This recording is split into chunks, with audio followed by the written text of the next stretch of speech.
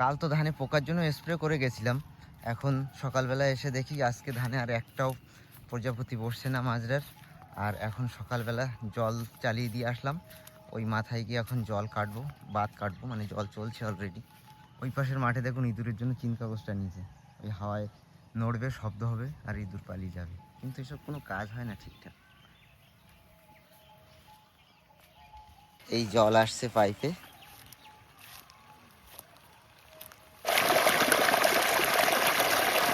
কারেন্টের ভোল্টেজ কম, ওই জন্য জলের গতিও কম। আর এই জল কিন্তু বন্ধুরা আসছে ওই সামনের দূর থেকে, ওইখানটা এখানে একটা খাল রয়েছে, ওই খাল থেকে জল নেওয়া হচ্ছে এখন। চাষের আগে জমি তৈরির সময় কিন্তু ছোট ছোট খণ্ড করা হয়েছিল যাতে জল দাঁড়িয়ে থাকে, সেই বাঁধগুলো এখন কেটে দেবো, তাহলে একটা থেকে আরেকটায় জল যেতে সুবিধা হবে।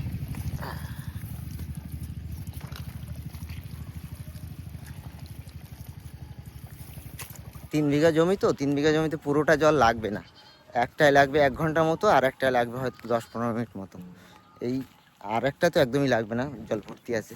তো যাই হোক, এরকম থাক, 1-1.5 ঘন্টা পরে এসে তারপরে আবার বন্ধ করে দিতে হবে। এবছর এমনি একটু জলের বেশি সমস্যা, জলের টানাটানি, মানে যেটুকুনি প্রয়োজন তার বেশি একটু জল নষ্ট করা যাবে না। জমিতে জল দেওয়া হয়ে গেছে, ওই যে প্লাস্টিক টানানো ওর ওই পাশের জমি, আর এই পাইপ গেছে এইখান দিয়ে, দেখুন কতটা দূর। এই সামনে মোটর চলছে, বন্ধ করতে যাবো। এই রাস্তায় এত জঙ্গল তো যেতে ভয় লাগে এর মধ্যে দিয়ে, এমনি খালের কানা, তার উপর আবার এত পরিমাণে জঙ্গল।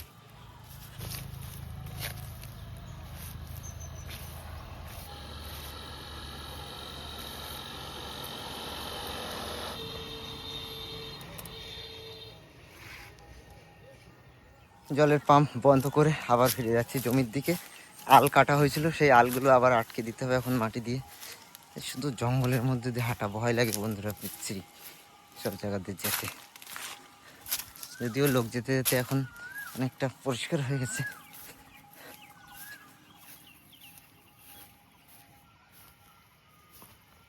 মাঠ থেকে ফিরে চান করে গুছিয়ে রান্নাঘরের দিকে আসলাম, দেখি রান্না করছে কি। নেই যদিও কিছু রান্না করার মতো। হ্যাঁ, এই কদিন বাড়িতে সেরকম একটা রান্না বান্না হয়নি তো বন্ধুরা, যার জন্য বাজার ঘাটটাও সেইভাবে এখনো পর্যন্ত নেই। আজকে বিকালে হাট ভাত দেখা যাক কি হয়। আর ওই জন্য বাড়িতে সেরকম কিছু নেই বলে ডিম আছে, ডিমটাই একমাত্র সম্বল, তাই ডিম রান্না করছি। ডিম পাড়ায় কোনো ঠিক নেই, কোনোদিনও 4টেও পাড়ায়, কোনোদিনও 5টাও পাড়ায়, কোনোদিনও 1টাও পাড়ায়, এরকম। দেশি মুরগির ডিম তো বেশিটা বড় বড় না, ছোট ছোট। আজকে ডিম কিন্তু সেদ্ধ করে রান্না করব না, সেদ্ধ করার ঝামেলা ছাড়া নর্মাল ভেজে রান্না করব। সবসময় তো সেদ্ধ রান্নাই খাই, মাঝে মাঝে ভাজা রান্না খেতেও খুব ভালো লাগে। আজকের এই ডিম রান্নায় আমার আদা রসুন পেঁয়াজ সবই লাগবে, একটু গুছিয়ে কেটে নিই। এমনি নর্মাল রান্নায়ও লাগে, ডিম না আর একভাবে রান্না করলে খুব ভালো লাগে, টিফিন বাটির মধ্যে ফেটিয়ে দিয়ে ভাপিয়ে নিয়ে সেই ডিম রান্নাটাও খুব ভালো লাগে। কিন্তু আজকে ওরকমভাবে করবো না, ওটা সময় নেই আজকে, যার জন্য এই ভাজা করেই করছি। ওরকম একদিন পরে করবো। ওই ডিম রান্নাটা খুব ভালো লাগে আমার। হ্যাঁ, বাটির মধ্যে ভাপিয়ে পনিরের মতো হয়ে যায়, কেটে কেটে রান্না করলে সুন্দর লাগে খেতে। আজকে দিয়ে বাসন্তী পুজোর মেলা শুরু। আমি স্কুলে যাচ্ছিলাম, দেখি সব ঠাকুরের কাপড় চোপড় গয়নাগাটি ঠাটি সব পরাচ্ছে। আজকে দিয়ে শুরু? হ্যাঁ, আজকে ষষ্ঠী তো।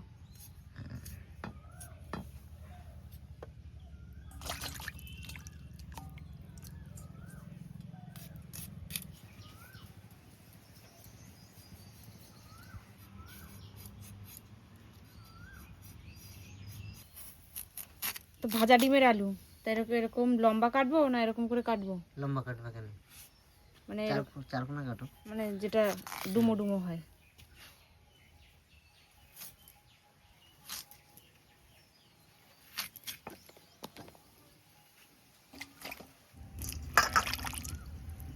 আলু অনেকটা হয়ে গেল, এবার একটু কুমড়ো ভাজা করব। এই কুমড়োটা চাকচাক করে। কুমড়োর অবস্থা তো সিরিয়াস নাকি? সিরিয়াস না, ঠিকই আছে। ও, যে পাশটা কাটা ছিল সেই পাশটা শুকিয়ে গেছে। পিঁপড়ে ধরেছে কুমড়োয়, মিষ্টি মনে হচ্ছে। সব মশলা ভালো করে বেটে তারপরে দেব। আদা নিয়েছি, লঙ্কা নিয়েছি, শুকনো লঙ্কার গুঁড়ো নেই, ওই জন্য পাকা লঙ্কা বেটে দিচ্ছি। আর এদিকে পেঁয়াজ, সব একসঙ্গে বাটতে। এত বড় শিলটা কিনেছি কি করতে তাহলে?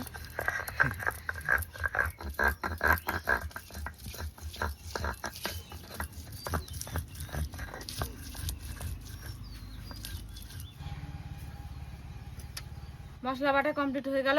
এবার শিলনোড়া ধুয়ে তুলে তারপরে নুন ধরাবো। নুন জ্বলে গেছে, শুকনো কাঠ তো নুনটা ধরতে সময়টা অসুবিধা হয় না। হাওয়া থাকলে আর বর্ষার সময় এই দুই সময় উনুন ধরাতে অসুবিধা হয় ভীষণ। ফার্স্টে ডিমগুলো ভাজবো, ভেজে তারপরে কুমড়ো ভাজবো। কুমড়ো দিয়ে কিন্তু ডিম রান্না হবে না, কুমড়ো আলাদা ভাজা হবে, ডিম আলাদা। কিন্তু ওই কুমড়ো ভাজার পরে যে তেল থাকবে ওই তেলে ডিম ভাজা করলে না কেমনটা লাগে। আগে বাটিতে একটু লবণ দিয়ে দিই, পরে দিলেও হয়তো লবণ, তাই না? আগে দিলে ভালো গলে, দলা দলা থেকে যায়। আর এই রান্নাঘরটা এত পিঁপড়ে, দেশি মুরগির ডিমের সাইজ কি দেখছো? কুসুমটা ভালো হয় না? কুসুম ভালো, খেতে ভালো, সুন্দর লাল লাল কুসুম। আর পোলট্রির ডিম সেদ্ধ করলে সে সাদা পুরো। কড়াই গরম হয়ে গেছে, তেল দেবো।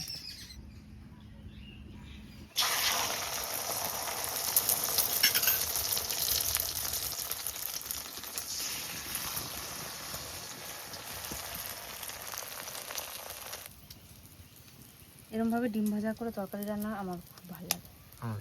এগুলো তো ঘুঘুর ডিমের মতো একদম। সব ডিমের কুসুম কিন্তু আবার সেরকম লাল না, তাই না, যে মুরগিগুলো বাইরে ঘুরে বেড়ায় তাদের ডিমের কুসুম বেশি কুসুম লাল বেশি। ওরা বাইরের থেকে অনেক পোকামাকড় খায় তো। এরকম আগে ছোটবেলায় আমরা ডিম ভাজা খেতাম, ভাজা করে দিত সেই জেঠুর মেয়ে। আমরা দুই বোন ঠোন থাকতাম তো, তা কি হতো ওই ডিম ভাজা করে একটা ডিম 3-4 খণ্ড করে সবাই দিত, ওটাই যেন ভাল লাগতো।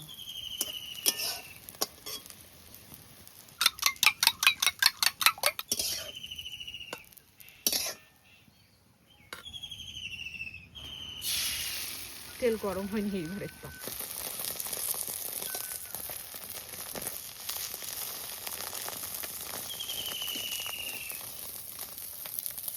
একদম পাটিসাপটা ভেজের মতো হয়েছে।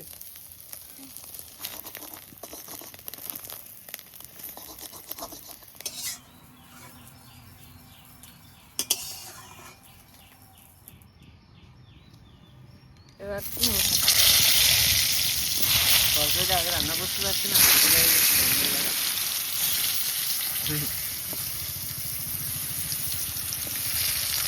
চাপা চাপা কুমড়ো ভাজা পছন্দ। ভাজাভুজি কমপ্লিট, এবার তরকারিটা রান্না করব। আর একটু তেল দিয়ে দিই। এই যে কুমড়ো ভাজার পরে তেলের কালার এইরকম হয়ে গেছে, ওই জন্য ডিমটা আগে ভেজে নিয়েছি। তেলের মধ্যে একটু লবণ দিয়ে দিচ্ছি। এবার কেটে রাখা আলুগুলো দেবো।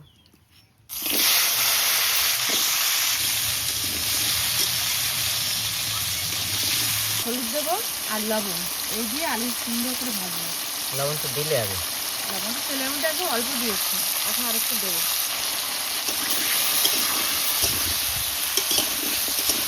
আলুগুলো সুন্দর করে ভাজা হয়ে গেছে, নামিয়ে নিই এবার। ফোড়নে 2টো তেজপাতা আর একটু গোটা জিরে দিচ্ছি। বেটে রাখা মশলাটা এবার দিয়ে দিচ্ছি।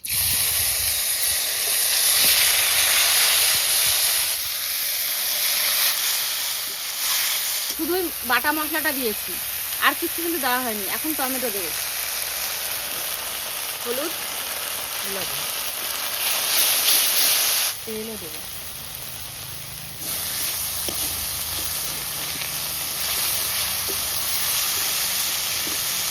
মশলা প্রায় কষানো হয়ে গেছে, এবার ভেজে রাখা আলুগুলো দেবো।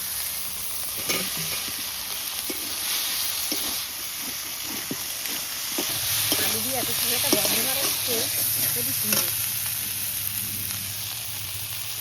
আমার নাক বন্ধ হয়ে গেছে, পাচ্ছি না।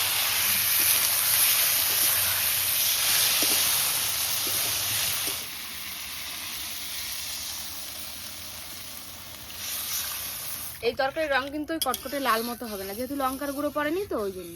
কিন্তু এই কালারটা খুব সুন্দর হবে দেখতে, একটা অন্যরকম কালার। একটু ঝোল ঝোল হবে, খেতে ভালো লাগে। যেহেতু একটু আলুগুলো ভেঙে ভেঙে গালিয়ে গালিয়ে দেবো, আর একটু জল দিয়ে দিই।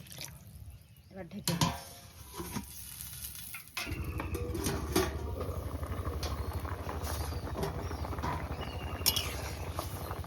এই কালারটা যদি ডিম দেওয়ার পরে হয়তো থাকবে না, আবার থাকতেও পারে। এই কালারটা দারুণ, না জমে টকটকে লাল, না একদম ঘাস।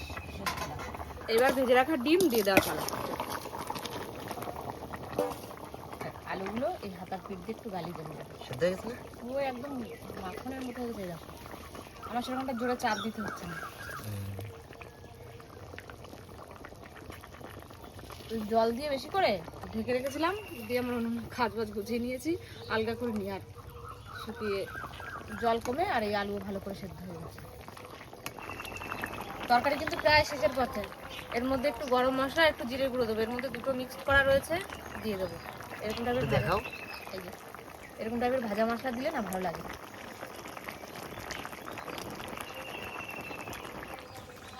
ঝোল ঝোল দিয়েই ভাত খেতে ভালো লাগে। আমার তো তরকারির ঝোল খুব প্রিয়। শুধু আমার না, আমার দিয়েও আমাদের বাড়িতে আর সবার ঝোল প্রিয়। শুধু ঝোল চাই তরকারি, ঝোল দাও ঝোল দাও করে। এইবার নামিয়ে দিই।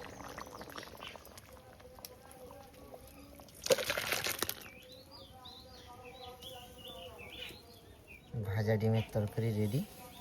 ডিম দেখা যাচ্ছে না, তাড়াতাড়ি করে ভাত নিয়ে আসো। এক পিস কুমড়ো ভাজাতে শুরু করলাম।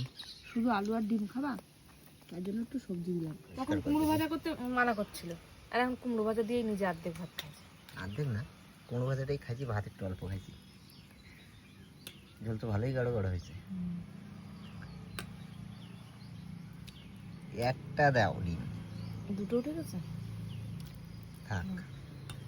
এই ঝোলটা গাঢ় গাঢ় হলেই তো ভালো লাগে খেতে। বিরাট গরম। এই আলু লাগবে না, এই ঝোল দিয়েই ভাত খাওয়া যাবে।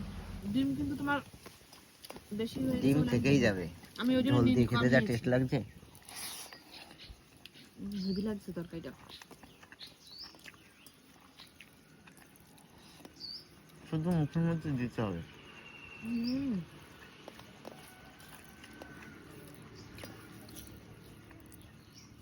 খাসা হয়েছে, একদম খাসা যারে বলে।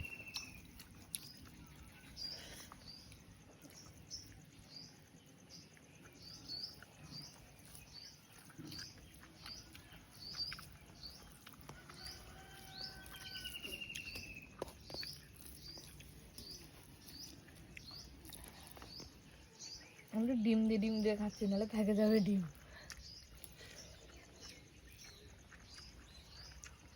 দারুণ।